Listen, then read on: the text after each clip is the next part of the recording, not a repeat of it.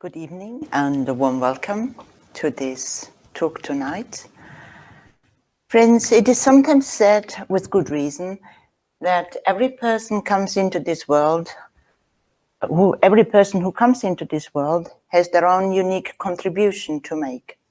In other words, each of us has a special gift, a special talent, and given the right circumstances, the right shaping influences, our gift will develop and flower.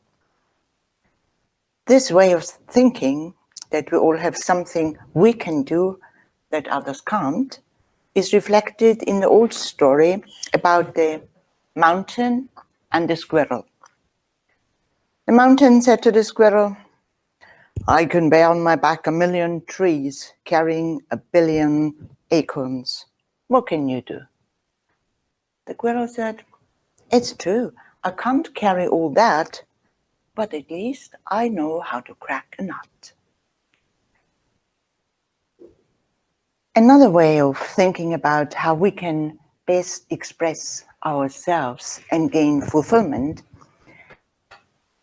is to suggest that we can all become masters or creative experts in one fundamental skill or talent, which is the source of all other talents. This is the skill in working on the precious material of our own inner life, our mind. Our mind, with its emotions, imagination, reason, memory, will, and so on. We may say, hold on a sec, I agree that we can work with the mind. In fact, that's the only way we can progress in anything.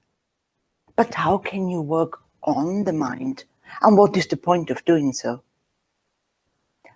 It's true that our whole training and adaptation to life so far has been through developing and applying various mental skills, and it may be hard for us to imagine how our mind can have any use or value that is not related to our practical life. But we also need to recognize and understand that our mind does have a meaning, purpose, and potentiality superior to anything that can be expressed outwardly. For the mind is far more than a generator of thoughts and feelings. That is just its surface life. Our mind has also depth, and ultimately a pure essence, a ground of being that transcends the mind as we know it and is without any trace of unrest, imperfection, or limitation.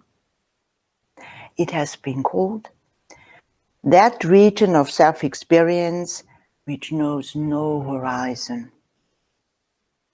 It is this innermost aspect of our experience that is referred to in the classical text when they speak of perfect being, pure consciousness, waveless bliss, the heavenly realm within one's own heart.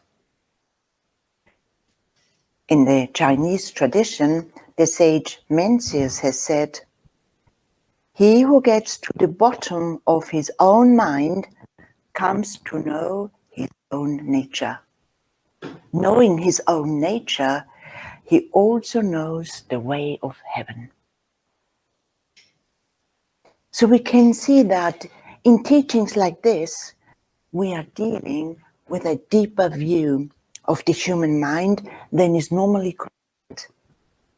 Perhaps it could be said that the normal view of the mind, of the human mind, is not to have a view about it at all.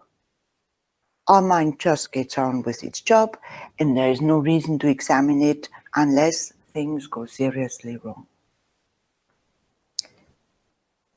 The second view of the mind is that our conscious mind, which runs our practical life, is itself supported and to some extent ruled by a deeper phase of the mental life called the unconscious or subconscious.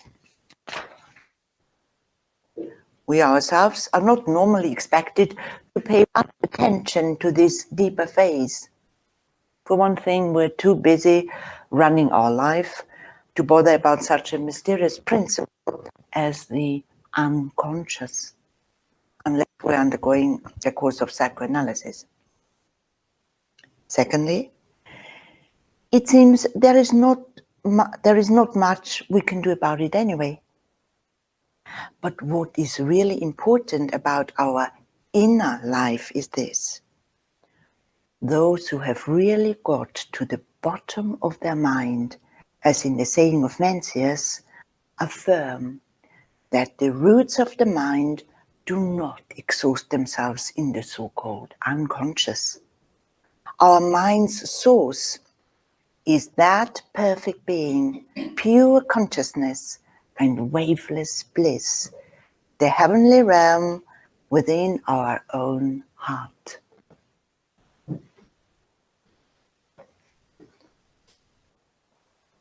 Friends, here we are given a view of human nature that is not only rich in the potentiality of expressing some special talent in the outer world. Our mind has its very being in that deeper reality which is perfect, infinite, and transcendent. And the innate talent we possess is the capacity to adjust, guide, refine, and train our mind in such a way that we can withdraw into and identify with this infinite, pure, perfect reality that is the essence and substratum of our being. This deeper reality is our very self. We may object to this assertion that our true self is infinite, perfect, pure being. For surely, our fundamental self is our mind made up of characteristics that are clearly limited and imperfect. But the deepest self-analysis derived from our inner experience, when it has been rendered serene, is that our mind is not the self, but may be regarded as an instrument of the self.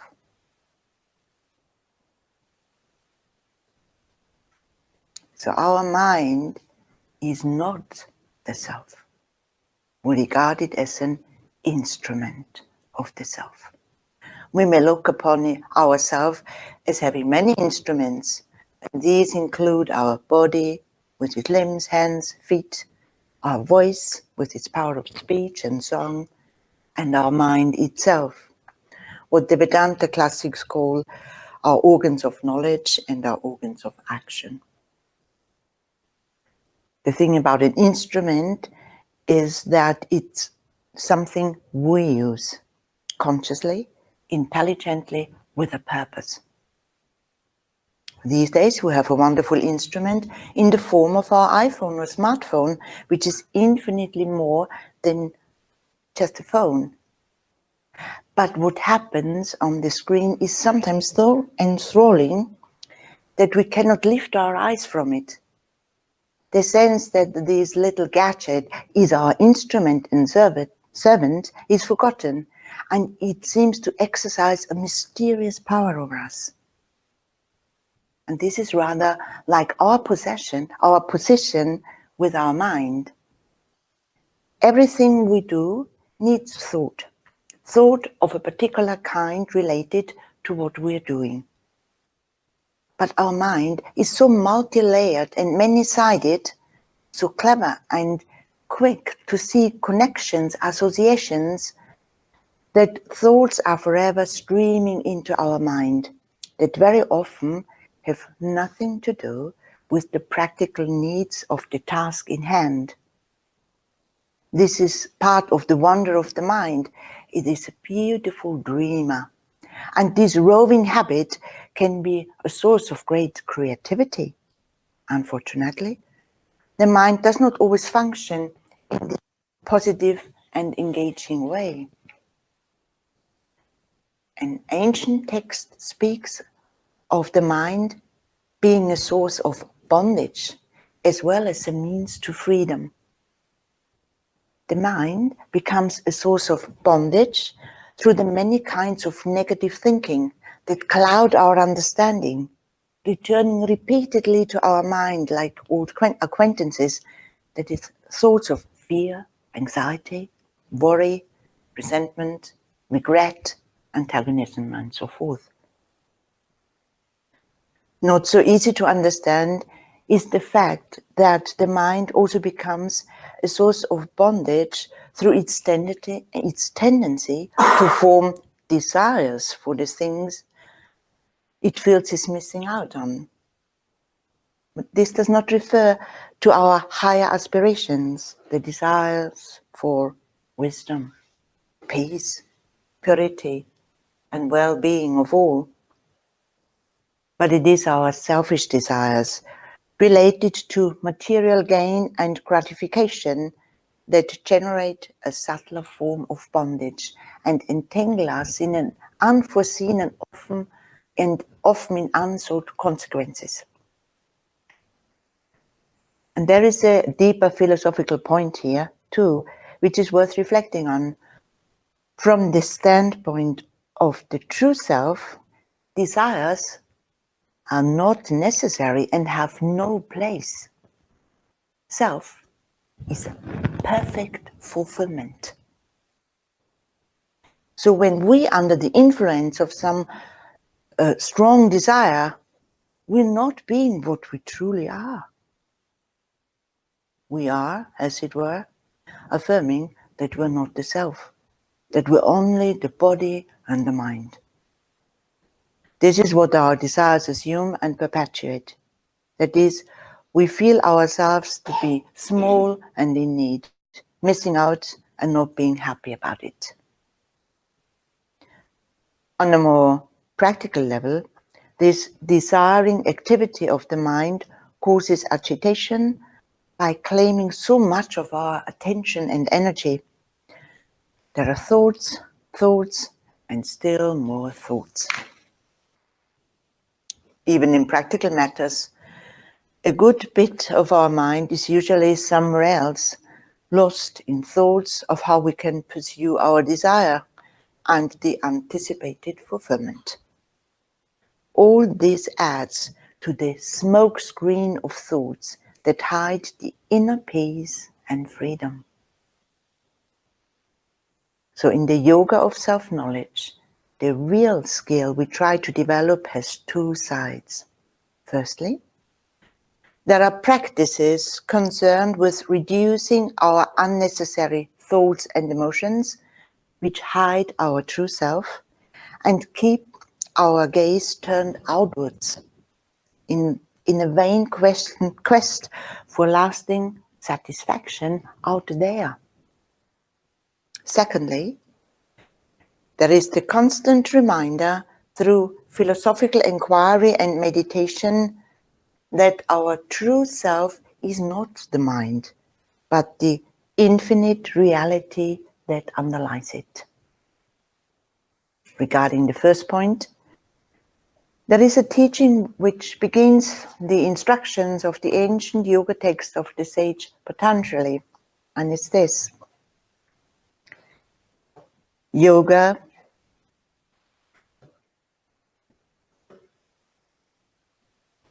that's right.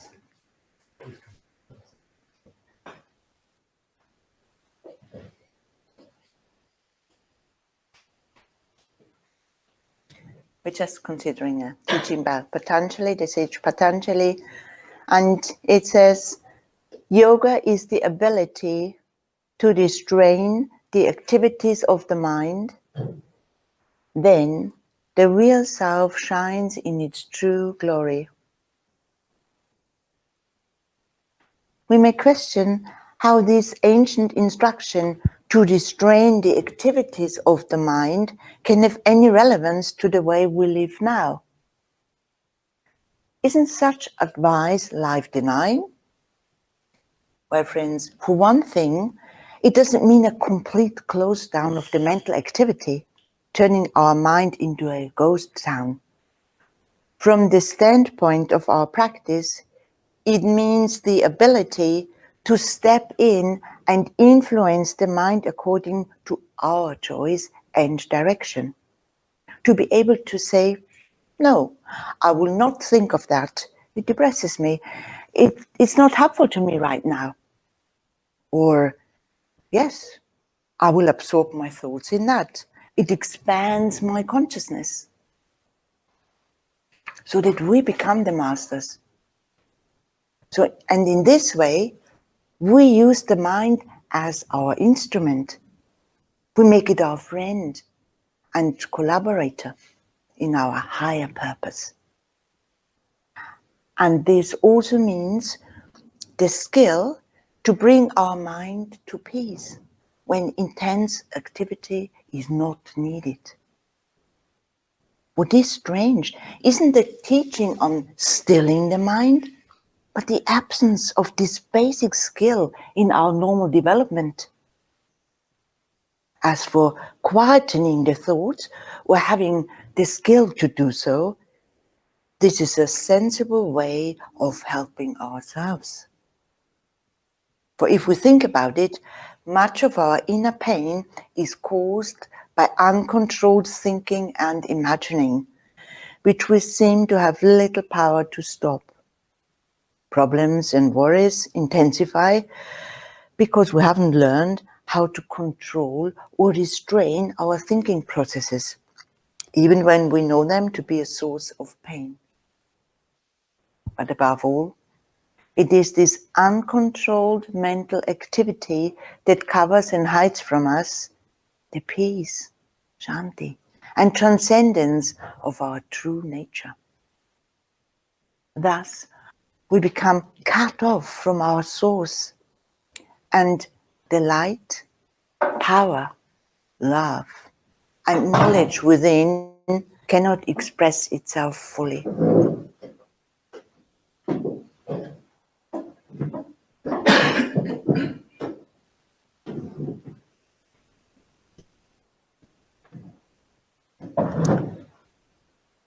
There is a Zen verse, and it runs like that. The spring flowers, the autumn moon, summer breezes, winter snow. If useless things do not clutter your mind, you have the best days of your life.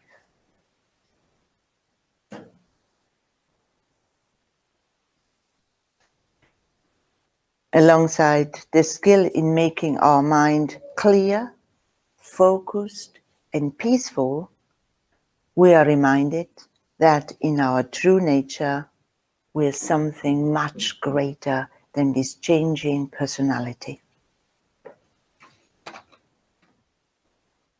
Our quest is for deeper knowledge of ultimate reality and to see through the veil of appearances, not least the appearances created by our own mind, which prevent us from enjoying the peace and light of our own inmost nature. If we really want to go deeper, friends, then we need faith and trust in our own higher nature, and that we do have the right to affirm that nature as pure, peaceful, and fulfilled, even now. Affirmation plays a great role in yoga, and it is based not on self-hypnosis, but on uncovering a deeper truth.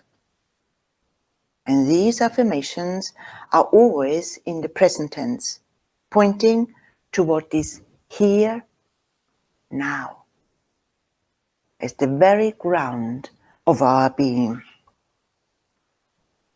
Let us now pause for a minute or two and reflect on the following affirmation. Om. Peace, light, and fearlessness are my nature. Peace, light, and fearlessness are my nature. Om.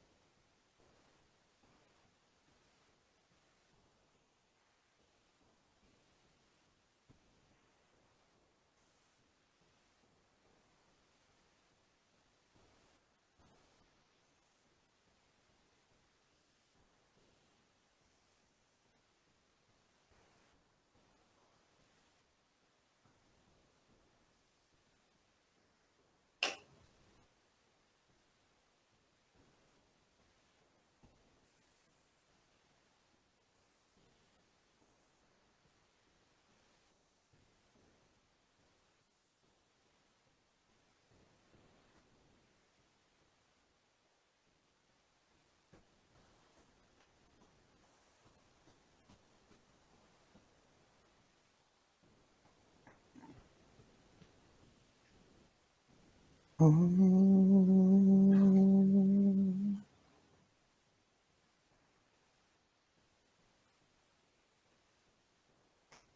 me just take a few conscious breaths.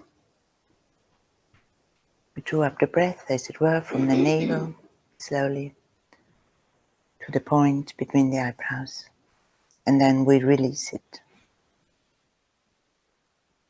just to refresh ourselves.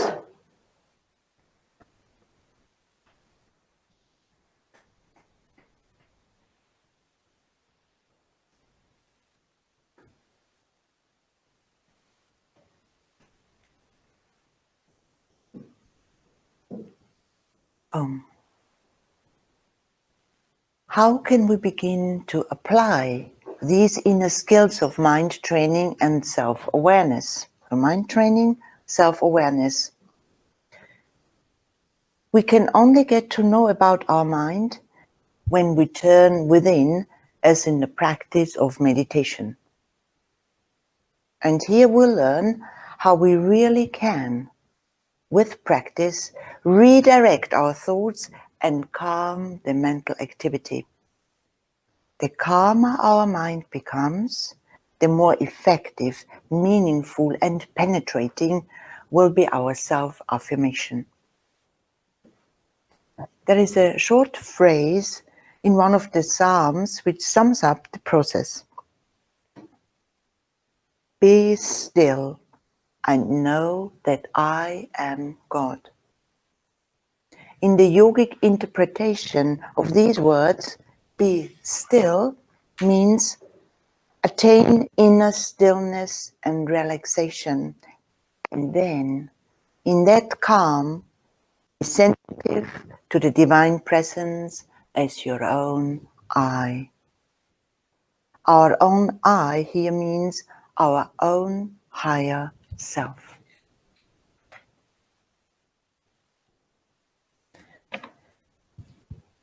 So far, it may seem that such a self-development is a private and self-centered activity, which has nothing to do with outer life. But in this, we are mistaken. It is the mastery we have over the inner world of our own mind which allows us to look at situations calmly and deal wisely with them. And if we can do this, it will naturally have a good effect on those we are with. If we are calm, others will be calm. In a similar way, our worldly efficiency does depend on our ability to focus our mind for as long as we like on the job, and not to be pulled away by hopes and fears which rise up in the mind involuntarily. And this is a point which comes again and again in the classical Taoist text of China, known as the Book of Chuang Tzu. In several stories, the author writes about people who have developed great skill in their occupations, whether it's carpentry or metalwork or even in statecraft. So often, the expert is asked how he or she managed to bring their skill to such perfection. Always the answer draws attention to the inner state. For instance, a carpenter who specialized in making decorative stands for bells was urged by his master to reveal the secret of his skill. He answers, "I'm just an ordinary craftsman, but since you ask, there is one thing. When I'm about to work on a bell stand, first of all, I expel from my mind all thoughts of congratulation and reward, honor and salary. After that, I negate all thoughts of your praise or blame and of my own skill or clumsiness. In the end, I'm in a position where all distracting emotions have no power over me. My energy is wholly my own.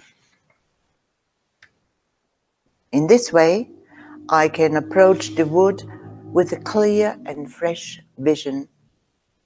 This is how I'm ready to find the best way carrying out my work." This story highlights another important yogic principle, that of not wasting one's time and energy on non-essentials, of having a real purpose in life and giving that purpose the best of one's mind and attention. This is the secret of success. The great source book of our wisdom, the Bhagavad Gita, also teaches how we can live actively in the world, yet make progress to enlightenment while doing so. In the Gita, we are told, yoga is skillful living. Yoga karmasu kaushalam. Literally translated, yoga is skill in actions.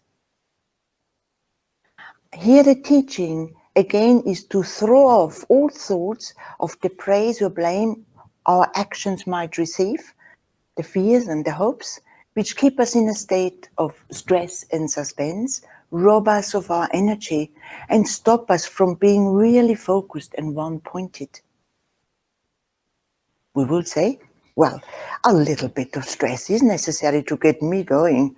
I need a deadline. Stress energizes me. It doesn't rob me of energy. There is some truth in this, but there is also a danger. Stress of this kind may be useful if we are its master, if we can turn it on or off according to our choice. If we can say to our stress, enough, you have served your purpose, now go. But too often, such stress claims too much of our mind and gets in the way when we really want to focus. Stressful thoughts like, I must do well, I must not fail or disappoint my colleagues, tend to outlive their welcome and stay around long after they have roused us to action. All stress must in the end be replaced by the calm flow of concentration on the job in hand. Now here the Bhagavad Gita adds another dimension, a spiritual dimension, to our dealing with life in the world.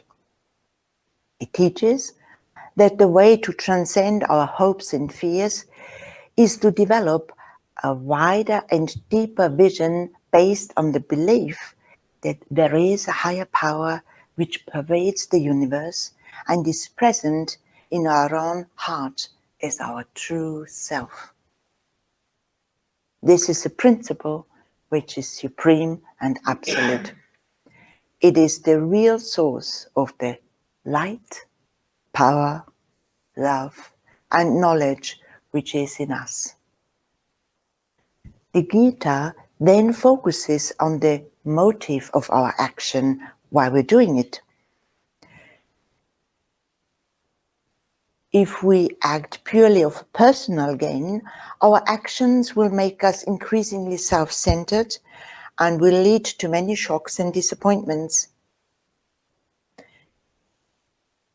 If we act as a contribution to society, then we will be relieved of some of our selfishness and will have a happier and more peaceful inner state.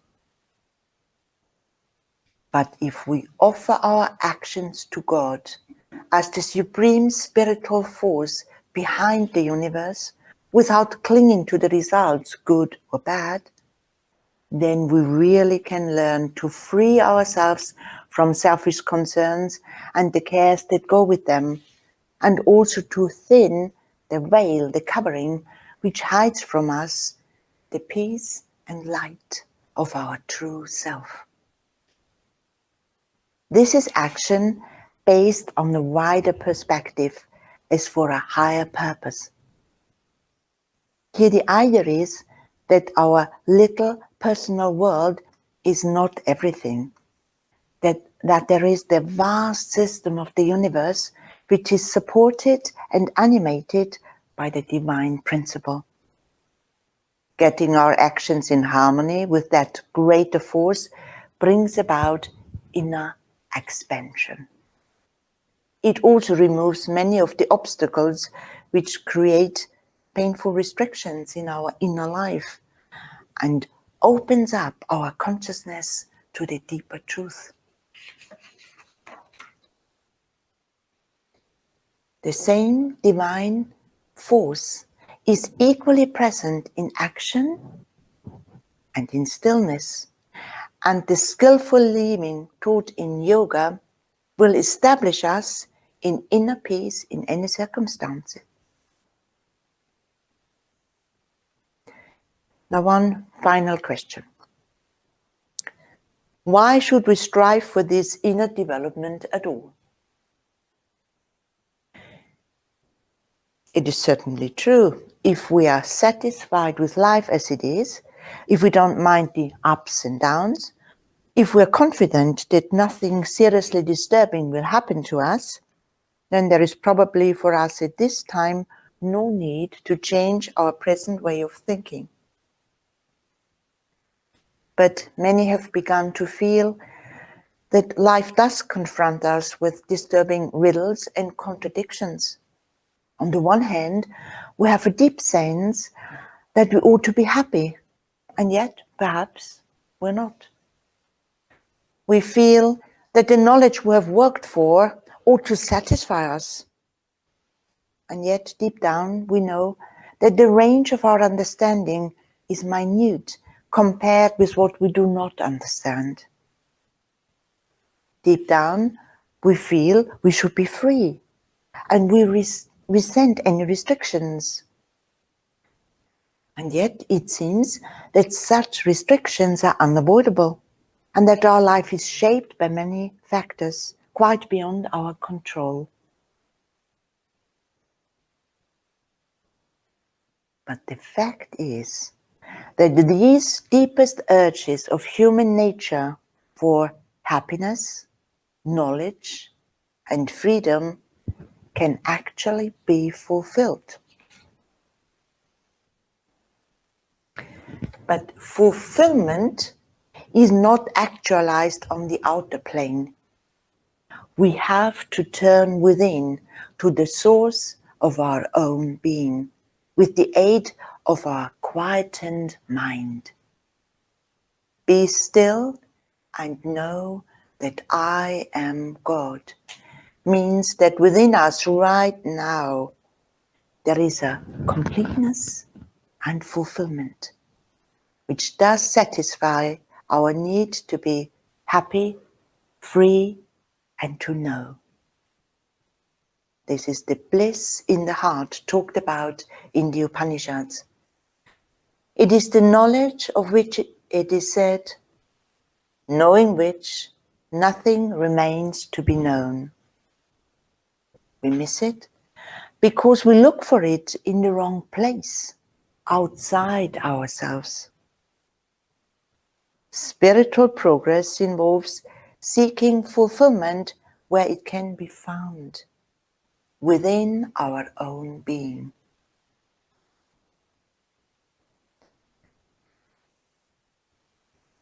So friends, we now have some idea of our mind and its powers and the benefits which come from making the mind tranquil and clear. We are also aware of how the serenity of this serenity of mind will enable us to discover the higher consciousness that underlies the mind as its inner light and support. And we have gained some understanding of that higher power that pervades the whole universe and how we can learn to think and act in harmony with that power, for our true nature is essentially one with it.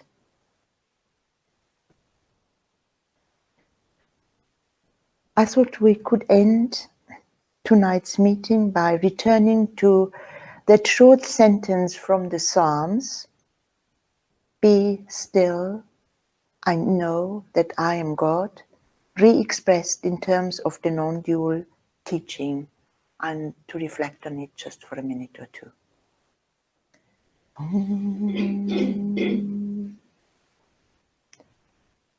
Be still, O mind, and know that I am truth infinite. Om. Be still, O mind, and know that I am truth infinite. Om.